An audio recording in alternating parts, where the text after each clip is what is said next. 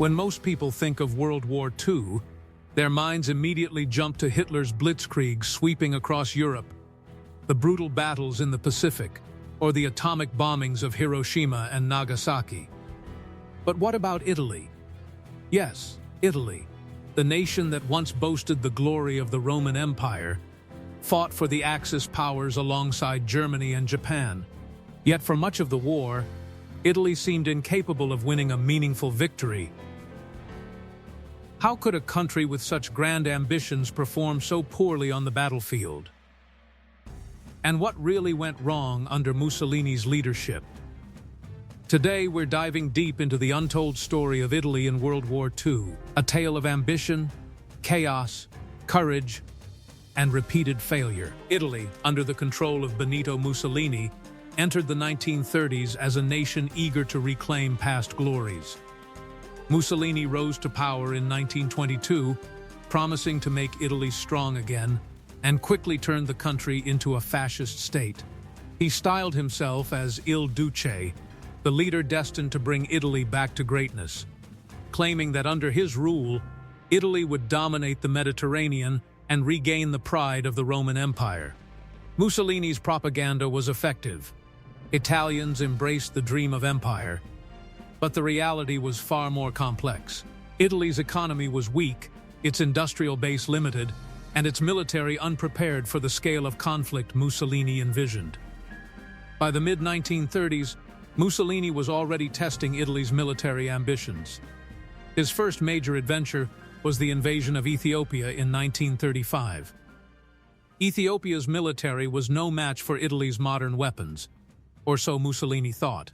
The campaign lasted 2 years, and while Italy eventually occupied the country, it faced unexpected resistance, logistical problems, and international condemnation. This campaign revealed a pattern that would plague Italy throughout the war: military ambition far exceeding capacity. Even with air superiority and modern weapons, Italian forces struggled to maintain control and suffered high casualties compared to the minimal gains achieved. But Mussolini wasn't done flexing Italy's muscles. The Spanish Civil War 1936-1939 offered him another opportunity. Italy supported Francisco Franco's nationalists against the Republican government, sending tens of thousands of troops, tanks, and aircraft. Italy's involvement was decisive in some battles, but came at an enormous cost. The campaign drained Italy's military resources, exposed weaknesses in training and coordination, and highlighted serious deficiencies in equipment. By the time the Civil War ended, Italy's army was exhausted, poorly supplied, and unprepared for the much larger conflict looming in Europe. By 1939, Italy's military-industrial complex was woefully unprepared for a world war. Mussolini himself admitted that Italy would not be ready for large-scale war until 1943. Yet he felt pressured by Germany and the shifting balance of power in Europe. Signing the Pact of Steel with Hitler in 1939, Italy pledged support to Germany in any conflict. But when Germany invaded Poland that September, Italy was nowhere near ready. Mussolini was sidelined, observing the war rather than participating. His impatience would soon lead him to jump into a conflict Italy was unprepared to handle. Italy's early campaigns in World War II were disastrous. When France fell to Germany in June 1940, Mussolini decided to invade across the Alps, hoping to claim glory. The result? The Italian army faced impossible terrain, cold weather, and unexpectedly strong French resistance. Progress was painfully slow, and the army had to rely heavily on German support to secure even minimal gains. Meanwhile, Mussolini spread Italy's forces thin, launching operations in North Africa, East Africa, and the Balkans. The invasion of Greece in October 1940 stands out as a particularly humiliating failure. Greek forces, using the advantage of mountainous terrain and winter weather, pushed Italian troops back into Albania, forcing Germany to intervene. North Africa offered a similar tale of failure. Italian forces invaded British-controlled Egypt and British Somaliland, initially hoping for a quick conquest. However, they were quickly outmaneuvered by smaller, better-equipped British forces. In one campaign, roughly 130,000 Italian troops surrendered to fewer than 40,000 British and Commonwealth soldiers. Italian tanks were slow, underpowered, and easy targets for enemy artillery. Infantry lacked coordination and effective leadership. Morale among Italian troops was low, as soldiers faced harsh desert conditions, extreme heat, and supply shortages that left them ill-prepared for prolonged engagements. Communication between units was poor, further hindering operational effectiveness. The defeats were so severe that Germany had to intervene, sending General Erwin Rommel and the Afrika Korps to stabilize the front. Under German command, Italian units performed better, demonstrating that the soldiers themselves were not incompetent, but that leadership, planning, and proper logistical support were the critical missing pieces that had doomed earlier Italian campaigns. Why did Italy fail so spectacularly? First, there was a severe equipment shortage. Italy simply could not produce enough modern weapons, tanks, aircraft, or vehicles to sustain a global conflict. Its industrial output paled in comparison to Germany, Britain, or the United States. Between 1940 and 1943, Italy produced roughly 10,000 aircraft. Compare that to Germany's 60,000 and America's 157,000. In tanks, Italy produced around 4,000, while Germany produced 19,000 and the United States 58,000. Even when Italy designed modern, effective tanks and planes, production numbers were laughably low. Some Italian designs, like the Re 2005 Sagittaria fighter, were excellent but came too late and in numbers too small to influence outcomes. Moreover, much of Italy's existing equipment was outdated or poorly constructed, often unreliable in combat conditions. Industrial inefficiencies, corruption, and a lack of standardized mass production techniques meant even promising weapons arrived slowly and in insufficient quantities. This chronic shortage left Italian soldiers under-equipped, forcing them to face better-armed opponents with inadequate tools, severely limiting their effectiveness on the battlefield. Second, Italy's military was plagued by poor leadership and political infighting. Mussolini, though ambitious, lacked expertise in modern warfare.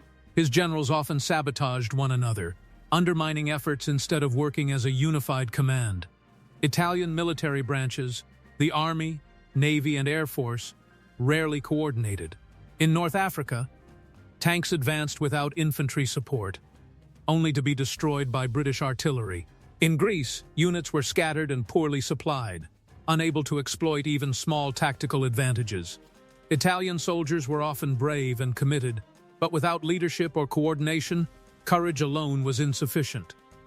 Decision-making was slow and inconsistent, with high-ranking officers constantly second-guessing one another or waiting for approval from political superiors rather than acting decisively on the battlefield.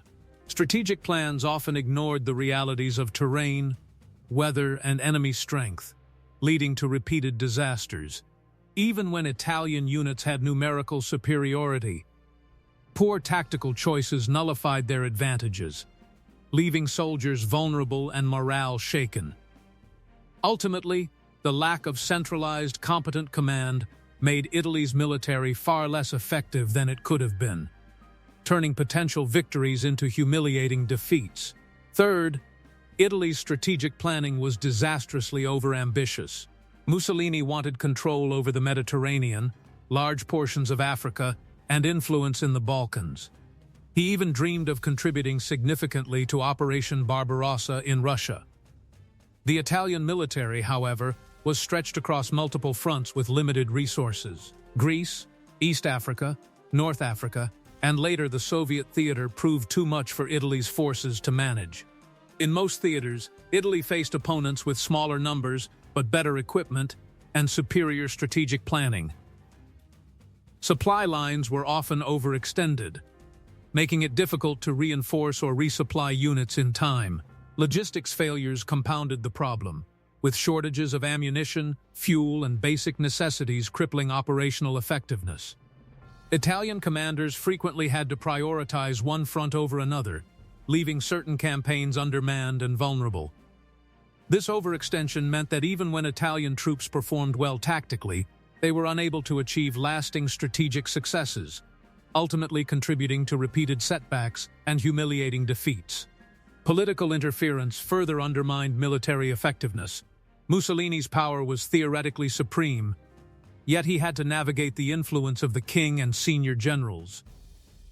This led to fragmented decision-making and a lack of centralized command. Orders were unclear, delayed, or outright ignored.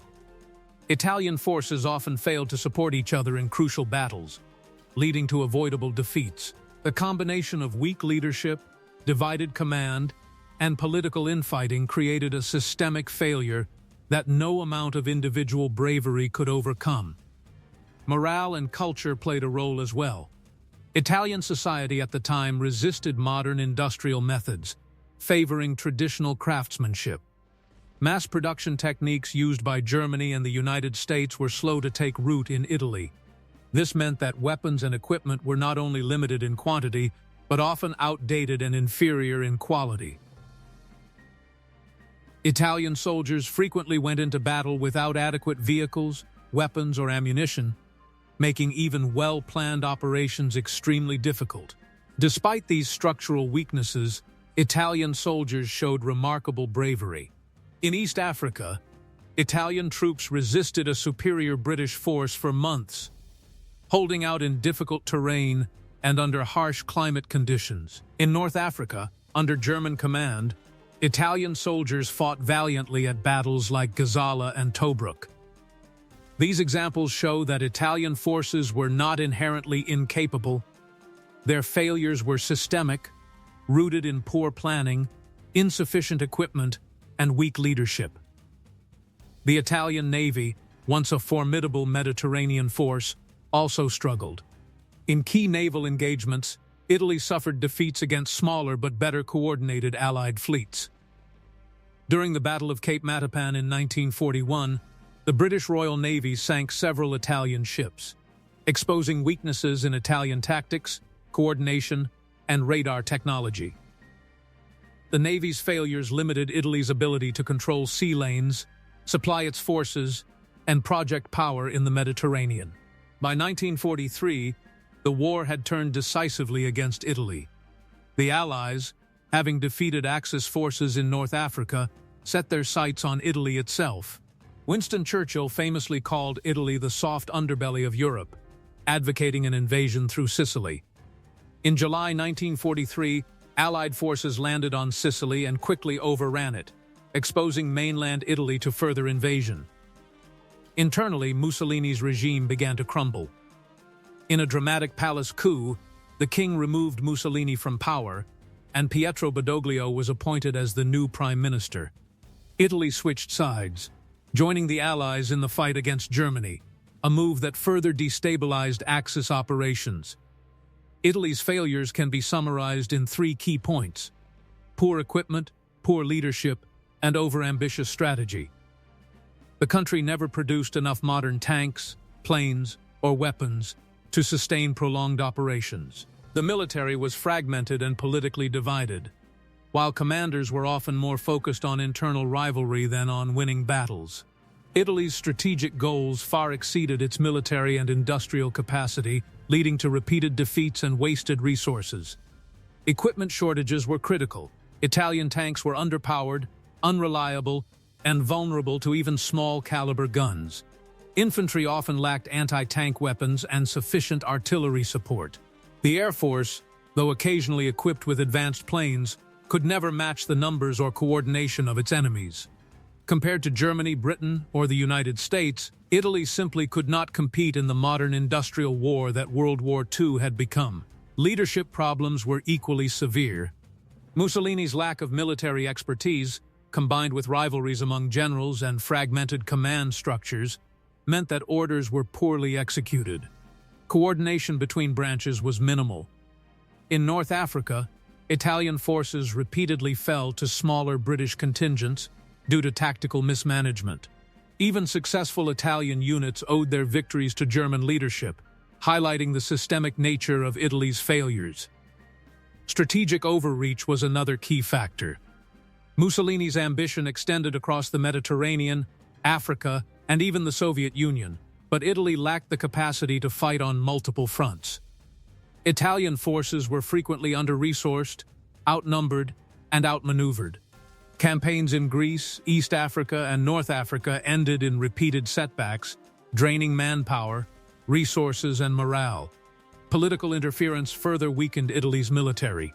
Mussolini could be undermined by the king or senior generals, creating confusion and slowing decision-making. Different military branches often acted independently, failing to coordinate operations. Combined arms tactics, a staple of modern warfare, were rarely employed effectively. Italian units often faced isolation, surrounded by enemies with superior coordination and firepower. Despite these shortcomings, Italian soldiers displayed courage and resilience. In East Africa, they resisted better-equipped British forces for months. In North Africa, under Rommel's command, Italian soldiers performed admirably at key battles, showing that the failures were structural rather than personal. The contrast between independent Italian campaigns and German-led operations highlights the importance of leadership, organization, and equipment. Italy's experience in World War II offers important lessons. Military ambition must be matched by industrial capacity, leadership, and realistic planning. Courage alone is not enough. Even with brave and committed soldiers, structural weaknesses can lead to repeated failure. By 1943, Italy was forced to abandon Mussolini, switch sides, and confront the consequences of strategic overreach and systemic mismanagement. Italy's story reminds us that even nations with historical prestige and ambitious leaders can falter if preparation, organization, and industrial capability lag behind. While Germany and Japan often dominate discussions of Axis victories, Italy quietly became an example of the dangers of overambition, weak leadership, and poor planning. Its soldiers were brave, its generals occasionally competent, and its designs occasionally brilliant. But the systemic weaknesses ensured repeated failure. By the end of the war, Italy had suffered enormous losses. Thousands of soldiers died in poorly planned campaigns. The nation's infrastructure and economy were devastated. Mussolini's dream of empire had collapsed, leaving Italy humbled, divided, and occupied by Allied forces. Yet in the chaos, we can see the courage of individual soldiers, the potential of Italian industrial designs that never reached full production, and the stark lessons of ambition unmoored from capability. In conclusion, Italy's role in World War II is a story of mismanagement, overambition, and systemic failure. Poor equipment, insufficient production, weak leadership, political interference, and unrealistic strategy doomed the country to repeated defeats. Italian soldiers often fought bravely, but even courage could not overcome the structural weaknesses of the state. By 1943, Italy had switched sides, abandoning Mussolini and the Axis cause. Today, historians study Italy as a cautionary tale of what happens when ambition exceeds capacity in war. Italy's experience shows that historical prestige and propaganda cannot substitute for preparation and planning. While Germany and Japan captured most headlines for Axis victories, Italy quietly became an example of how mismanaged ambition, divided leadership, and systemic failures can doom a nation to repeated failure. Its soldiers, brave as they were, could not overcome the challenges imposed by inadequate resources, fragmented command, and poor planning. Italy's story is a complex mix of ambition, failure, courage, and lessons that still resonate for military planners and historians today.